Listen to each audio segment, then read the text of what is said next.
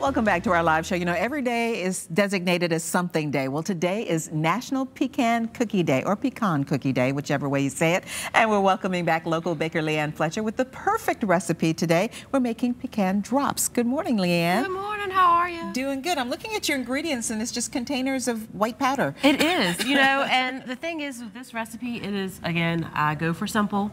So sometimes, again, we eat something or we buy something, it's like, oh, I could never make that. These ingredients, but you can. Oh yeah, absolutely. 2 of these you might not have at home, but you just go to the store this afternoon. And so what do we have in the different bowls? So we have butter that's already started to cream in their mixer. We have powdered sugar.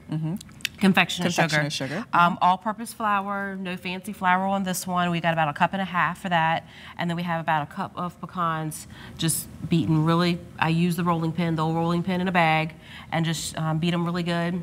So no eggs? So there's no eggs. There's no baking soda. A little bit of salt in here, and it's amazing. You would think that you look at this recipe and like there's something that's omitted. Yeah, I kept looking, I'm like, something's missing. It seems like, I know we get the recipes over to y'all so y'all can have them on the website, but there is nothing that is omitted off of there. The ingredients are there. I like that. And I've seen these cookies in the store, and this is a way to make them without preservatives, all that extra stuff, and no eggs. No eggs. And so it's perfect. All right, so let's get going. All right, so like I said, we have about a 3/4 cup of butter in here. So unsalted butter? Unsalted butter for this one. Again, we are going to add a little bit of salt to it for it. So that's the way we control how much salt goes in there, by not using the pre-salted butter. Absolutely. And so just kind of soften it down, not melt it, just have it softened. And then we're going to add in our powdered sugar to that. And again, about 3/4 cup of powdered sugar. Some of these recipes will call for to add regular sugar in this one to make it that nice condensed taste inside, and also to be able to taste that powdered sugar, use powdered sugar in it. Right. So if you do have a recipe that is kind of like this, just make sure you use powdered sugar instead of regular sugar. And especially since we're going to coat them in powdered sugar at the end, it just makes a cohesive flavor palette. Now, one of mine, this looks like vanilla. Smell that a little bit. Oh, it's amaretto. Or almond. Yeah. So a little bit of vanilla and a little bit of almond in there.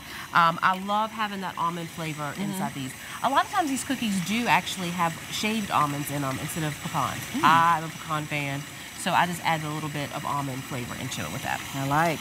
And then that's just softening up really nicely. And then we're going to add in our flour slowly.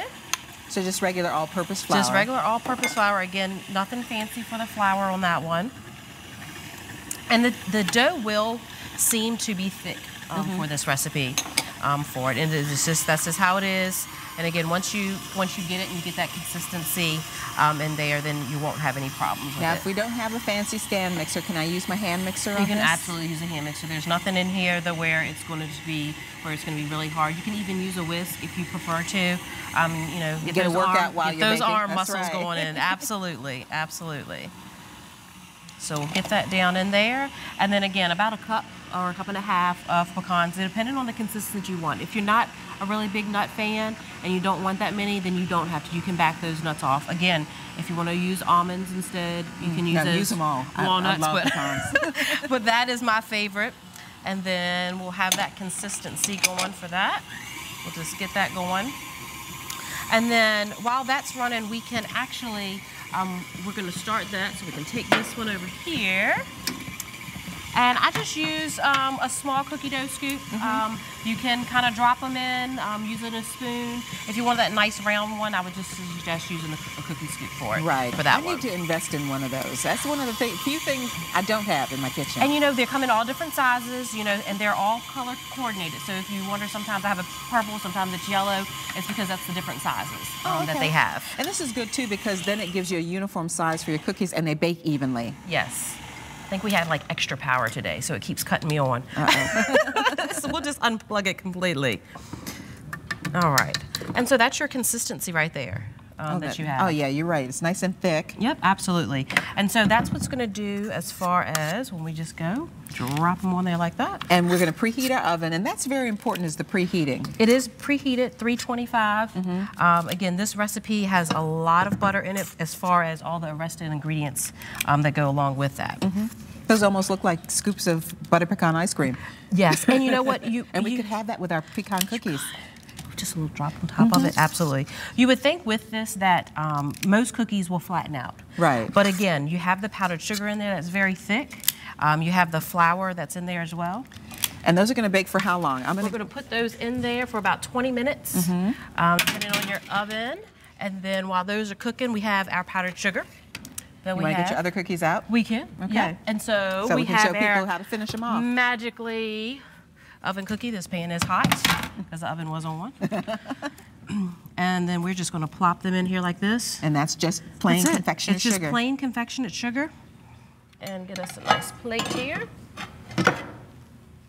And when they come out, and again, just put your apron on, have fun. When they're hot?